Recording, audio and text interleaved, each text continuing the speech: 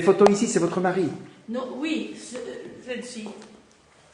C'est avec Byron Janis, qui était venu donner un concert. Là, c'est Byron Janis. Là, c'est lui et moi quand nous nous préparions à aller au palais. C'était l'époque où on mettait des habits de cour. Voilà. Voilà.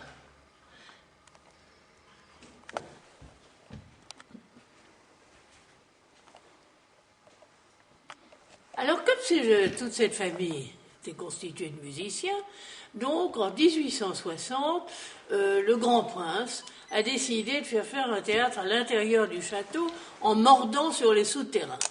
Il va s'adresser à Le Fuel et Cambon, qui avaient fait un théâtre pour Napoléon III à Fontainebleau, et ils ont retrouvé, en arrivant, les vestiges d'un premier théâtre qui avait été fait pour Louis XV. Mais l'empereur n'a pas voulu se servir des renseignements trouvés sur place pour le nouveau théâtre de Fontainebleau.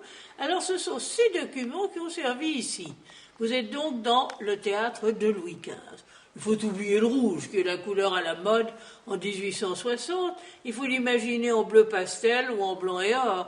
Mais la dentelle de bois du plafond, qui est entourée d'étoiles de Cambon, les guirlandes qui décorent les balcons, les roseaux qui les supportent, et la petite loge dans laquelle nous nous trouvons, tout ça, c'est le théâtre du roi. Alors je peux vous dire qu'il est très content, le prince de Chimay. Il trouve que son théâtre est très réussi, et il décide de donner un concert pour l'inaugurer. Toute la famille joue. Ils vont constituer un orchestre, et le fils aîné interprète le concerto en mi de Mendelssohn, parce que c'est un excellent violoniste, et on invite les gens de la ville. Tous ceux qui aiment la musique sont les bienvenus à Chimay.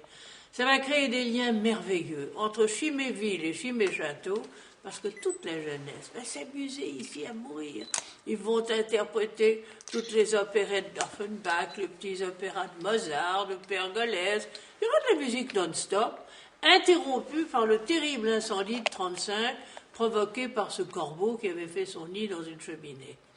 Alors, heureusement, le feu n'est pas venu jusqu'au théâtre, qui a été épargné à peu près, mais voilà la guerre, et l'armée allemande s'installe.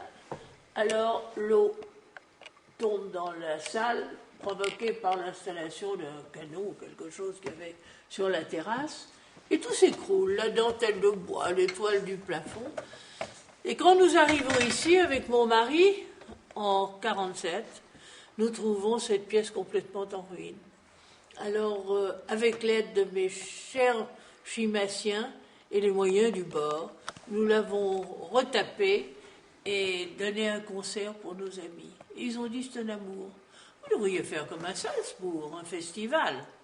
Alors là, j'ai cru qu'ils étaient fous. Et j'ai dit, mais personne ne va venir au fond des Fagnes écouter de la musique. Eh bien, j'avais tort. Ça a merveilleusement marché. Et pendant 25 ans, j'ai vu défiler sur cette petite scène tous les meilleurs musiciens du temps. Bien sûr, il y a eu Arthur Grubio, il était de chez nous. Il y a un grand violoniste, mais il y a eu tous les autres. Oistrakh, Demus, Menuhin, Rostropovitch, Rampal, Lagoya. Et puis au bout de 25 ans, on m'a dit, il faut vous arrêter. Vous n'êtes pas en règle avec les normes de sécurité. Eh bien, curieusement, c'est ce qui nous a sauvés. Car c'est en cherchant dans les souterrains ce que nous allions inventer pour nous mettre en règle que nous avons découvert à temps la peste des châteaux, le champignon mérule.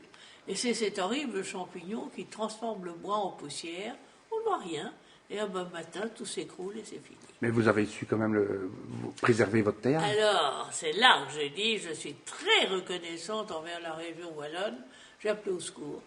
Et ils m'ont aidé, et c'est ce qui a permis de sauver le théâtre. Parce que sans ça, aujourd'hui, il n'y aurait plus rien du tout.